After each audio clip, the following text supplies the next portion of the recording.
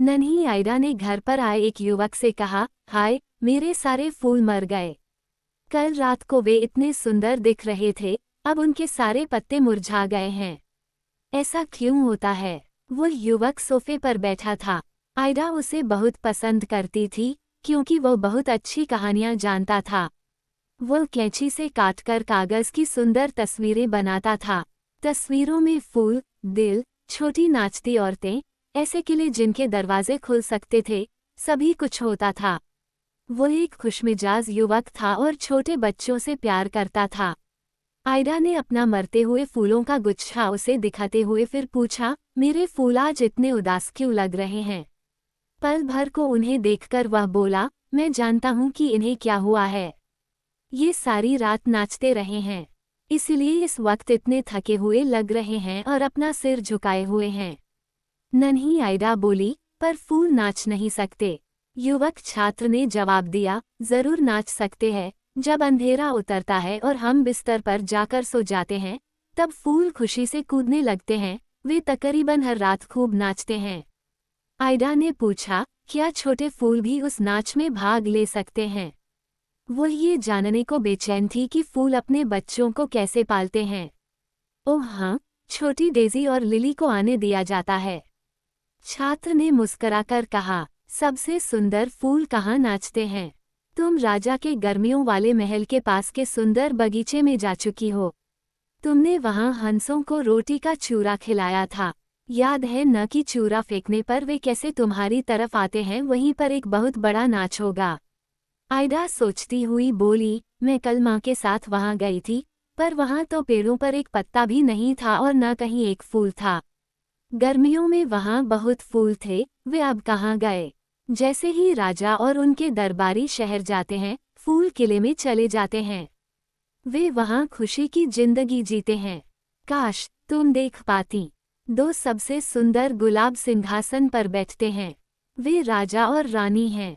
उनकी सेवा में बड़ी लाल लिली रहती है जो सिंहासन के पीछे सिर झुकाए खड़ी होती है। फिर सारे सुंदर फूल आ जाते हैं और नाच शुरू होता है। जामुनी रंग के फूल युवा नौसैनिक लगते हैं, वे नीले रंग के हायसिंथ और केसर के फूल के साथ नाचते हैं। ट्यूलिप और बड़ी पीली लिली उन बूढ़ी औरतों की तरह हैं, जो ये ध्यान रखती हैं कि सब संगीत के साथ नाचें और तमीज से रहें। पर क्या फूलों को राजा के महल में नाचने की इजाजत है? बीच में ही रोककर आयडा ने पूछा। युवक बोला, कोई जानता ही नहीं कि वे वहाँ हैं। राजा के न होने पर किले की रखवाली करने वाला चौकीदार कभी कभी वहाँ आ जाता है। उसके पास एक बड़ा चाबियों का गुच्छा होता है जिसमें महल के हर दरवाजे की चाबी होती है। फूलों को जैसे ही चाबी के गुच्छे की आवाज़ सुनाई देती है, वे छिप जाते हैं। रात के बूढ़े चौकीदार को उनकी खुशबू आती है, पर वे उसे कभी दिखाई नहीं देते। नन्ही आयडा ताली बजाते हुए बोली, ओह, कितनी मजेदार बात है। अगर मैं वहाँ होती तो मुझे भी फूल नहीं दिखते। छात्र बोला, मेरे ख्याल से तो तुम्हें दिख जाते। अगली बार जब तुम बगीचे में जाओगी तो महल की खिड़की से अंदर झांकना, तुम्हें शायद वे दिख जाएंगे। आज जब मैं वहाँ गया था तो एक लंबी पीली डैफोडिल को सोफे पर लेटा हुआ देखा था। अच्छा, क्या वनस्पति के बगीचे के फूलों को नाच में जाने दिया जाता है? वे जाते कैसे हैं? वहाँ से महल तक का रास्ता तो बहुत लंबा है। ओह, वे जरूर जा सकते हैं। छात्र बोला, जब फूल चाहें तो उड़ भी सकते हैं। तुमने तितलियां देखी हैं ना? क्या वे पीले, लाल और सफ़ेद फूलों जैसी नहीं दिखती? वे भी वैसी ही थीं।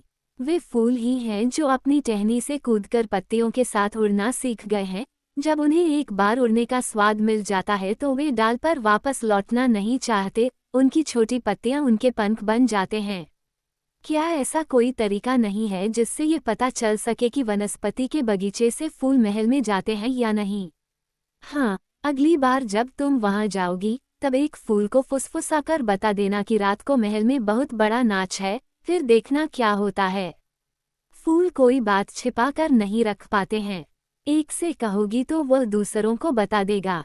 जब रात आएगी तब सभी फूल उड़कर महल तक आ जाएंगे। जो प्रोफेसर बगीचे को संभालता है वह अचरज में पड़ जाएगा, क्योंकि सुबह जब वह सैर के लिए निकलेगा तो पूरे बगीचे में एक भी फूल नहीं होगा। मैं अच्छी तरह जानता हूँ कि फिर वह इस पर एक लेख लिखेगा। जिस फूल को मैं बताऊंगी वह दूसरे फूलों को कैसे बताएगा? मैंने कभी किसी फूल को बात करते नहीं देखा, आयडा ने कहा। वे बिना बोले नाटक करते हैं। तुमने देखा होगा कि जब हवा चलती है तो सारे फूल सिर हिलाते हैं, साथ में उनके पत्ते भी हिलते हैं।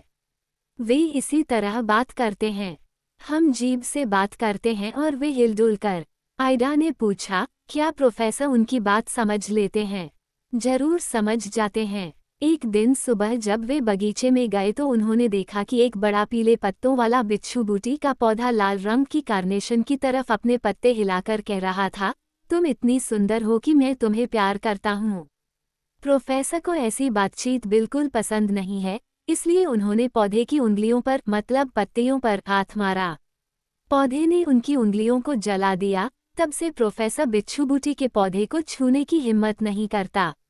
नन्ही आयडा हंसने लगी, ये तो बड़ी मजेदार बात है। तभी कमरे में बूढ़े प्रोफेसर घुसे। उन्होंने बातचीत का आखिरी हिस्सा सुन लिया था।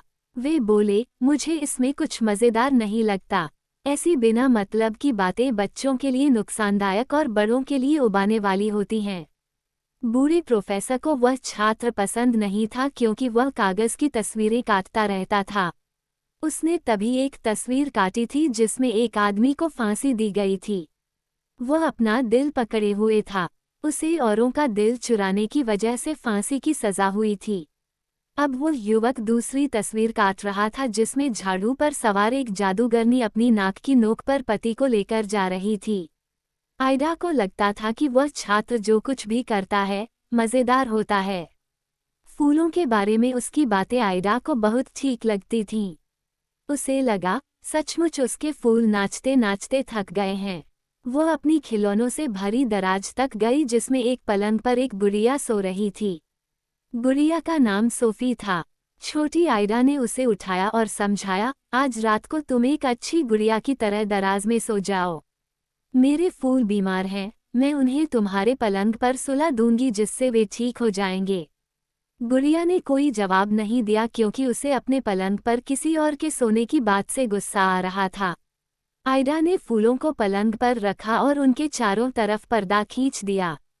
उसने उनसे ये भी वायदा किया कि अगर वे ठीक से चुपचाप लेटेंगे तो वो उनके लिए एक प्याला चाय बना देगी। उन्हें तसल्ली दिलाते हुए वह बोली, कल सुबह तक तुम ठीक हो जाओगे। फिर पलंग के चारों तरफ पर्दा ठीक किया जिससे उनकी आंखों में सूरज की रोशनी न चुभे। पूरी शाम वह उस युवक की बताई बातों के बारे में सोचती रही। जब सोने का वक्त हुआ तो वह भागकर खिड़की तक गई। उसने पर्दे हटाए, फिर खिड़की में रखे माँ के फूलों के गमलों को देखने लगी। उसने धीरे से फुसफुसाकर हायासिंथ और ट्यूलिप से कहा, मैं जानती हूँ कि तुम आज रात को कहाँ जाने वाले हो।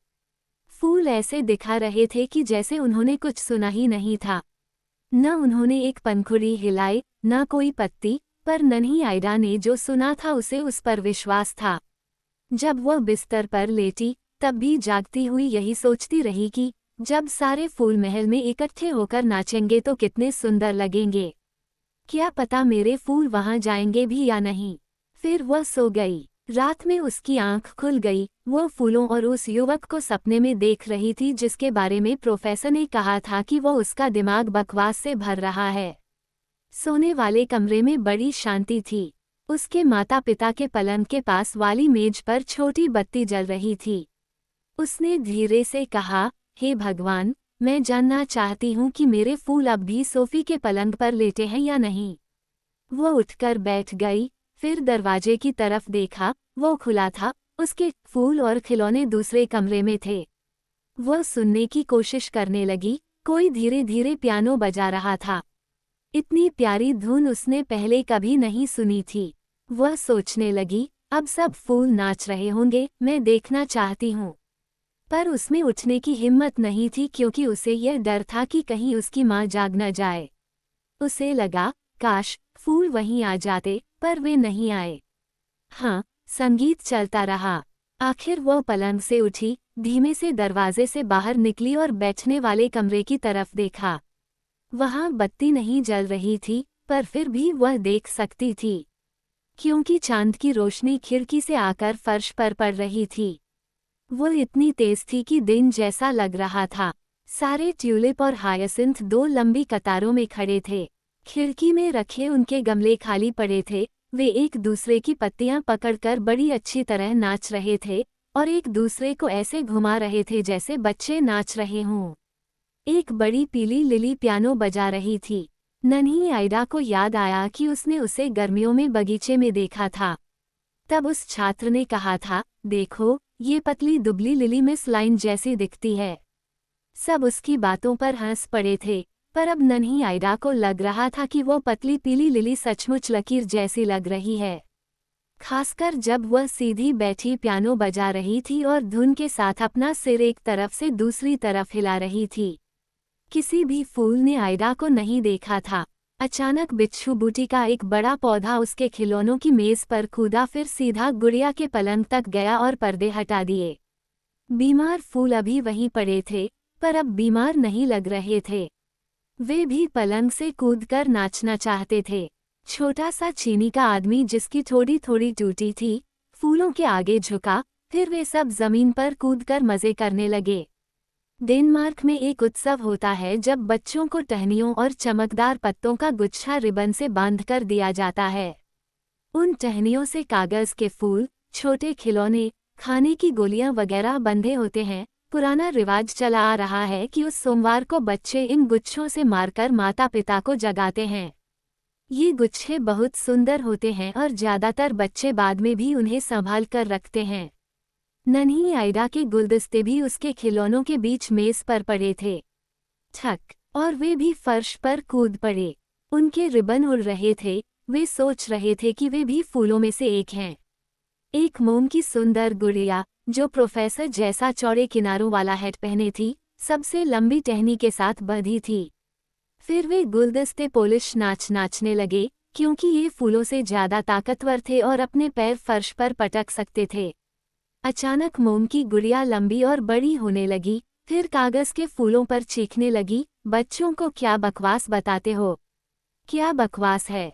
वो गुड़िया प्रोफेसर जैसी दिखने लगी क्योंकि वैसा ही हैट पहने हुए थी।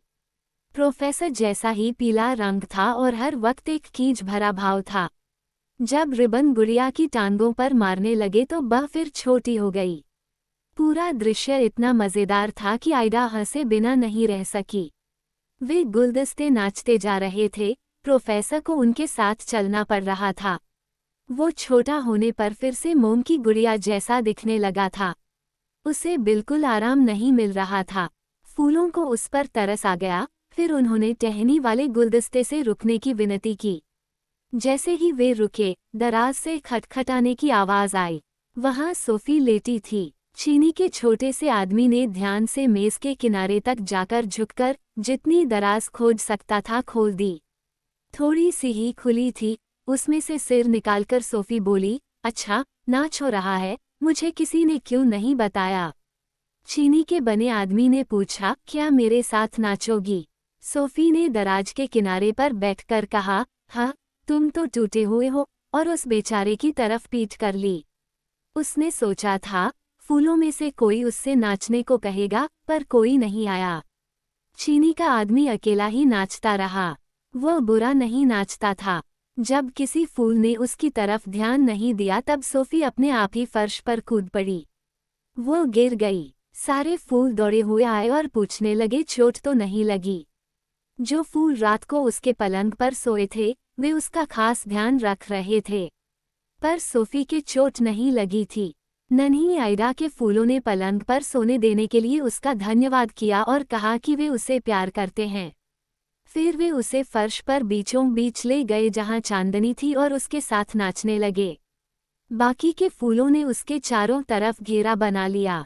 सोफी खुश हुई और फूलों से बोली कि वे उसका पलंग ले सकते हैं, हालांकि उसे खुद दराज में सोना अच्छा नहीं लगता था। फूलों ने जवाब दिया, धन्यवाद, तुम्हारी बड़ी कृपा है, पर हमारा जीवन छोटा होता है। कल हम मर जाएंगे। नन्ही आइडा से कहना कि जहां उसने चिड़िया को दफनाया था वहीं हमें भी दबा दे। हम अगले साल फिर से पैदा होकर आएंगे और अब से भी ज्यादा सुंदर लगेंगे। गुड़िया चिल्लाई, तुम्हें मरना नहीं चाहिए, और उसने उन्हें चूम लिया। उसी वक्त खाने वाले कमरे का दरवाज़ा खुला और बहुत सुंदर सुंदर फूल नाचते हुए अंदर आ गए। नन्ही आइडा कल्पना भी नहीं कर सकती थी कि वे कहाँ से आए थे। शायद राजा के महल के पास वाले बगीचे से आए थे। सबसे पहले सोने के मुकुट पहने हुए 2 गुलाब आए जो राजा रानी थे। उनके पीछे कार्नेशन और लिली सिर झुकाए दूसरे फूलों को हाथ हिलाते हुए आ रहे थे। संगीत बज रहा था। बड़े बड़े पॉपी और पियोनी के फूल स्वीट पी की कलियों को जोर जोर से फूंक मार रहे थे। उसके मुंह लाल हो गए थे। ब्लूबेल हिल रहे थे। ये एक अजीब तरह का ऑर्केस्ट्रा था। आखिर में बाकी फूल वायलेट, डेजी, लिली भी नाचते हुए आ गए। नाच खत्म होने पर उन्होंने एक दूसरे को चूमा। पूरा दृश्य बहुत सुंदर लग रहा था। फूलों ने एक दूसरे से शुभरात्रि कहा। नन्ही आइडा भी वापस अपने पलंग पर लेटकर जो कुछ देखा था उसी के सपने देखती रही। अगले दिन सुबह उठते ही वह सीधी भागकर गुड़िया के पलंग पर अपने फूलों को देखने गई कि वे वहाँ हैं भी या नहीं। वे वहीं थे पर अब मर चुके थे। गुड़िया दराज में ही थी और बहुत नींद में थी। आइडा ने उससे पूछा, याद है तुम्हें मुझे कुछ बताना है? सोफी ने एक शब्द भी नहीं कहा। आइडा ने उसे डांटते हुए कहा, तुम अच्छी गुड़िया नहीं हो। याद है रात को सारे फूल तुम्हारे साथ कैसे नाचे थे? फिर उसने एक कागज का डिब्बा निकाला जिसके ऊपर एक चिड़िया की सुंदर तस्वीर थी और उसके अंदर फूल रख दिए। ये तुम्हारा सुंदर सा ताबूत है, वह बोली। जब नॉर्वे से मेरे भाई आएंगे तब मैं तुम्हें अच्छी तरह दफनाऊंगी ताकि तुम अगली गर्मियों में सुंदर फूल बनकर आ सको। उसके नॉर्वे वाले भाई बड़े ताकतवर लड़के थे। उनके नाम थे जोनस और एडोल्फ। उनके पिता ने उन्हें धनुष बाण दिलवाए थे जो दिखाने के लिए वे अपने साथ लाए थे। आइडा ने उन्हें अपने बेचारे फूलों के बारे में बताया कि वे मर गए हैं और यह भी कि उन्हें दफनाना है। जुलूस सा निकाला गया। सबसे आगे धनुष बाण लिए लड़के थे। फिर सुंदर कागज का डिब्बा उठाए नन्ही आइडा थी। बगीचे के कोने में उन्होंने एक कब्र खोदी। आइडा ने फूलों को चूमा और दफना दिया। जोनस और एडोल्फ ने कब्र पर एक तीर गाड़ दिया क्योंकि उनके पास बंदूक या तोप नहीं थी जो छोड़ते।